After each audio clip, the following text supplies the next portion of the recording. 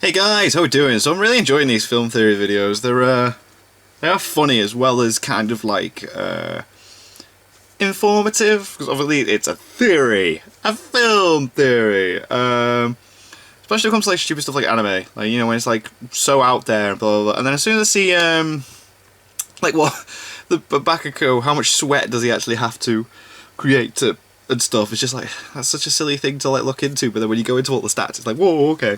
So then as soon as I seen there's a Sword Art Online one which is like which is called Is SAO the most expensive game ever, I was like, okay, this is going to be really interesting to see where he goes with this. So let's do this. Film theory. Is SAO the most expensive game ever? It's finally happening. Today I get to enter a true virtual cool. world for the very first time. Headset on, link start! Link start.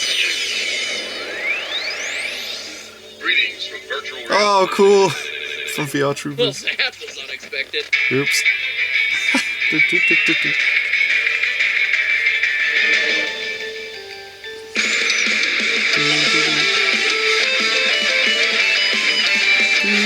Okay.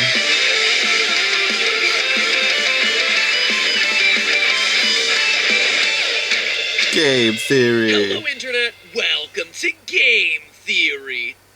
Sorry, film theory. You'll have to 'Cause it's a forgive me. game. I got my wires That's crossed cool. today because today's theory is about a video game. Just not a real Not a real one. Today we're going to be full diving into the world of Sword Art Online. Cool. One of the most popular and most controversial anime ever made. If you're Yeah. not familiar with SAO already, the premise is pretty simple. In the year 2022, technology has advanced Which to the isn't point too that far full away now. sensory virtual reality is possible. Unlike the Oculus Rift or HTC Vive, Sword Art Online's Nerve Gear headset essentially projects its virtual world into users' dreams, allowing for full immersion without the need for a big play space. Oh, ouch!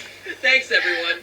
Thank you all for warning me about that one. Who knew you were gonna jump? Thanks to everyone outside of here for taking care of the guy who's in virtual reality. 10,000 players immediately sign up and strap That's into great. the Nerve Gear to become a part of the world's Oh my first God. virtual MMORPG, Sword Art Online. Yeah. Unfortunately, there's a tiny downside to this incredible technology. You see, Okay. it uses microwaves to interact directly with the human mind. Yes. And yeah, I do mean microwaves, exactly like the ones that you used last night to reheat that leftover Salisbury steak. The companies selling these things say they aren't powerful enough to actually do any damage, but as we all know, game Probably. developers have a habit of telling little white lies about their games to sell more. Yeah, that was a big deal with Watch Dogs, In wasn't this it? case, the little white lie is that Nerve Gear's creator Kaiba Akihiko has programmed the microwaves to fry the brain of any player who dies in the game. game, yeah. The nerve gear will simultaneously destroy your brain.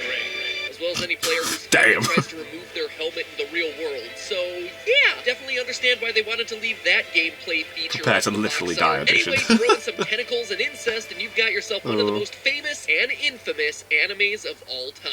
Now, we've just entered 2018, meaning that the launch of SAO in Cool. 2022 is only 4 years away. In other words, if I have any hopes of becoming an in-game sword master with It's a not gonna happen. fidget spinner on my outfit, as if I need to give people more reason to hate this show, development needs to I start never even thought now, about that, and actually. companies It does need look to like a know fidget spinner. how much would all of this cost to make. Creating fully immersive VR worlds is already happening, so by looking at current technology and trends in game development, we can reach a fairly close approximation of what it would take to throw a game like SAO together. This is gonna And be let interesting. me tell ya, building the world's first ever virtual reality massively multiplayer online game ain't gonna be cheap. No, So with that, I've got of course. one thing to say to you. Let's win! We can actually Yeah. knock one of the hardest numbers out of the way immediately. The research and development cost of the Nerve Gear. Right. In Volume 10, Chapter 2 of the light novels the anime is based on, it's shown that Kaiba Akihiko, the genius creator of SAO and the Smart Nerve inventor Gear, was person. paid 100 million yen in 2013, Whoa. which translates to a little over $1 million US at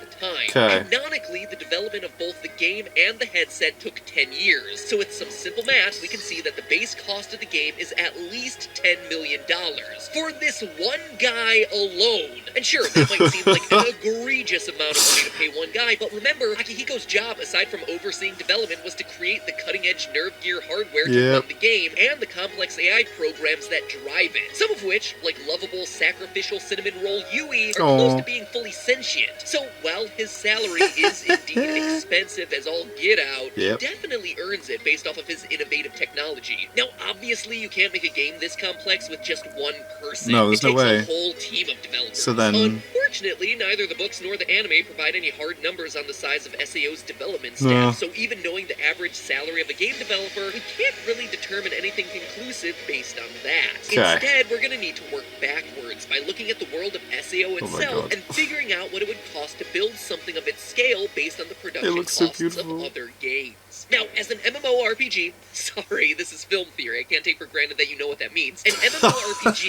short for massively multiplayer online role-playing game. Basically, that amounts to a living, breathing online world with tens of thousands of players, each taking on a different character. And as an online game, it's going to have a lot of unavoidable upfront costs before any content can even be made for it. Writing network code, running servers, programming the game's engine and AI behaviors all cost money. Now, most game studios are pretty tight-lipped about their budget breakdowns, but fortunately for us, those costs don't tend to fluctuate very much between titles, and are thus fairly easy to predict. By comparing the reported budgets of other MMORPGs like World of Warcraft, Destiny, and Star Wars The Old Republic to single-player sandbox games of similar scale that released at the same time, we can ballpark those MMO-specific costs to somewhere between $10 and $30 million.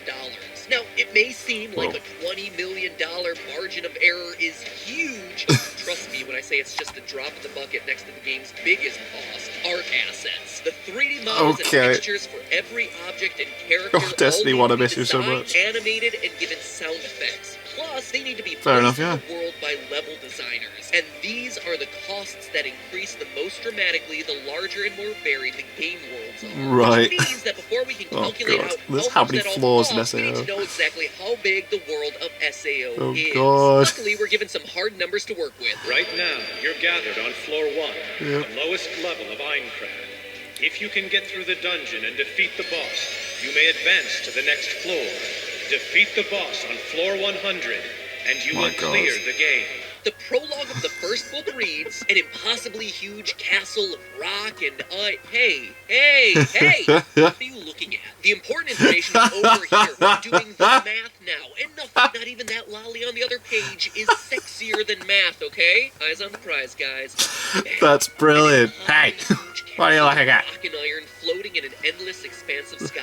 That is the entirety of this world. A tireless month-long survey by a team of fanatical experts found that the base floor of this fortress was about 10 kilometers in diameter. And considering the 100 floors stacked one on top of the other, the sheer vastness of the structure beggared the imagination. It was impossible to estimate the total amount of data it all represented. Impossible, you say? Sounds like a challenge. So as it just said, the bottom floor of Aincrad is 10 kilometers across. Since each floor of the castle is a perfect circle, that means its area is pi r squared, or 78.54 square kilometers, which is a few shy of the size of Grand Theft Auto 5's map.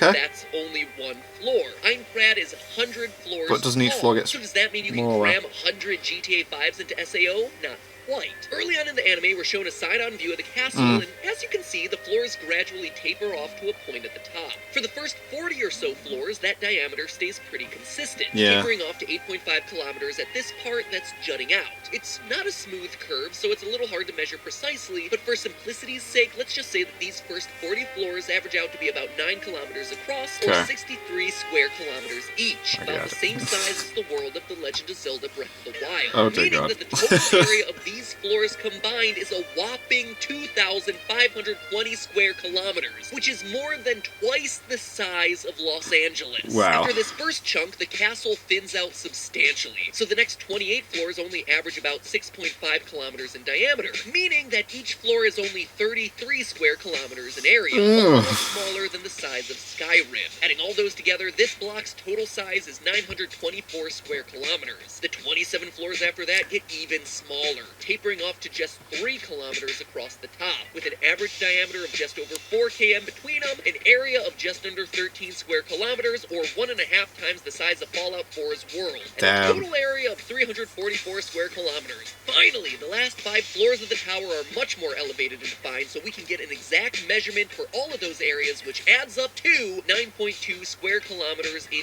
total, which means that altogether the total landmass present in the game of SAO is an absolutely ridiculous 3,797 square kilometers. That is bigger than some countries. My God. 8 countries to be exact. It would be the 11th largest city in the world. Oh my but God. surprisingly, that wouldn't make it the largest video game world ever created. It would actually make it the 4th largest video game world ever created. Right behind Fuel, Daggerfall, and No Man's Sky. Whoa. All 3 of which are procedurally generated, which, for all you non-game theory viewers, means that instead of building the game worlds by hand, the developers wrote code to create them automatically based on preset conditions, which is a great time-saving tool, but can result in game worlds that feel very repetitive, or otherwise don't make a whole lot of sense. And this is what's so impressive about SAO the game. It isn't procedurally generated. The SAO Cardinal System AI does indeed generate some content, but it's only responsible for creating quests and adjusting the game's balance. It doesn't create environments. Each of those 100 floors are entirely man-made. Everything in the dungeons and the towns is placed by hand. And according to the SAO Wiki, every one of the 100 floors is unique, which means that developers couldn't even reuse most of the assets they created between floors. Each new level of Aincrad has unique NPC models, unique geography that ranges from snowy mountains to barren canyons to fields of flowers, not to mention forests of the coniferous, deciduous, and even spooky haunted varieties. Even architecture isn't the same across these 100 levels. Every town we see in the anime seems to be based on an entirely different culture, which is pretty cool. Not even buildings could be reused between the floors. In other words, unlike many other games which save time and money by copy-pasting assets, each floor of SAO completely different. Requires My full God. game's worth of its own 3D assets. So the cost of building SAO directly scales with the size of its world. And knowing all of this, what we need to do to figure out its cost is find a similar game to compare it to. From the light novels, we see that the game's engine is heavy on simulation, using server-side calculations to dynamically generate realistic physics when players interact with things like cloth and water. So we're looking for a game with a large open world, high-fidelity graphics, and realistic animations, as well as physics models for things like water and weather effects, as well as cloth and hair on characters. And for the closest comparison possible, we want a fantasy game with a lot of wilderness and a few densely populated towns where you can enter every single building. Lastly, we want a game that's fairly recent, since most of SAO's 10-year development cycle would be working with current technology. Considering all those different factors, I think the best possible candidate here is Witcher 3: The Wild Hunt. Not only does it fit all of our criteria, it's also conveniently a rare example of a game where the developers have made their budget publicly available. So we know that the game's world is 136 square kilometers and that it decent that you can do that, to make. Obviously, a big chunk of that budget went towards things other than environmental assets and character models, so let's make a conservative estimate and assume that 1/3 of The Witcher's budget, cool $15 million, was dedicated to rendering its world and its characters. The world of SAO is 28 times the size of Witcher 3, and we'll add in one more Witcher to account for the massive 100-meter tall dungeons that connect every single floor of SAO, so in total, let's say that's 29 Witchers times $15 million, which gives us a stupefying amount of $435 million on art alone. Jesus Christ.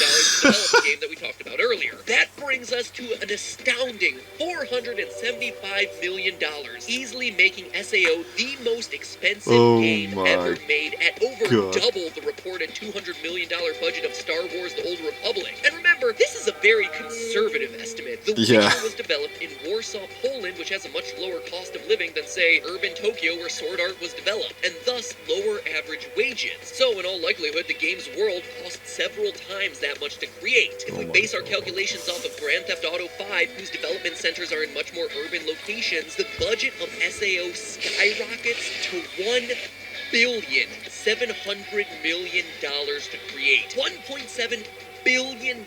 That's enough to cover the development and the marketing costs for the next 10 most expensive games ever made combined. That's and crazy. Still not done, because SAO isn't just a VR MMO, it also gives its players sensory experience. Yeah, oh no.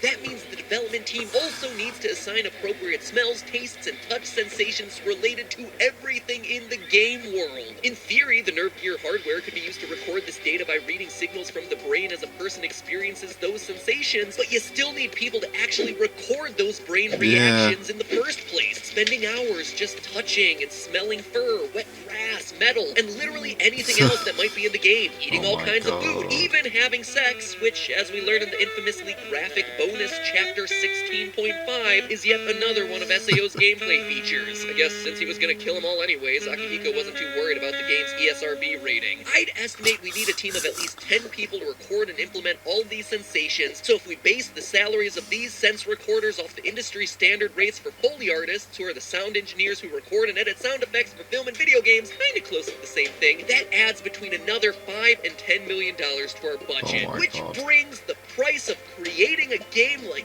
SAO to a grand total of $485 million, if we're using our Witcher 3 estimates, which means that SAO would need to sell 7,250,000 copies at $60 a pop just to break even on the development costs. And using our higher GTA 5 based estimate, it would need to move 28,500,000 units, which is just a little bit more than the 10,000 copies of the game sold at launch. And we are still not even counting marketing or distribution costs. The only way they could possibly make their money back at this point would be to insert microtransactions. Yeah. So maybe Kayaba Akihiko was actually doing everyone a favor. Sure, he might have killed thousands of people playing the game, but at least he didn't try to sell them loot boxes. But hey, that's just a theory. A film theory. And hey, if you want to see my friend Jeff from the channel Mother's Basement fix what is widely considered to be the worst part of we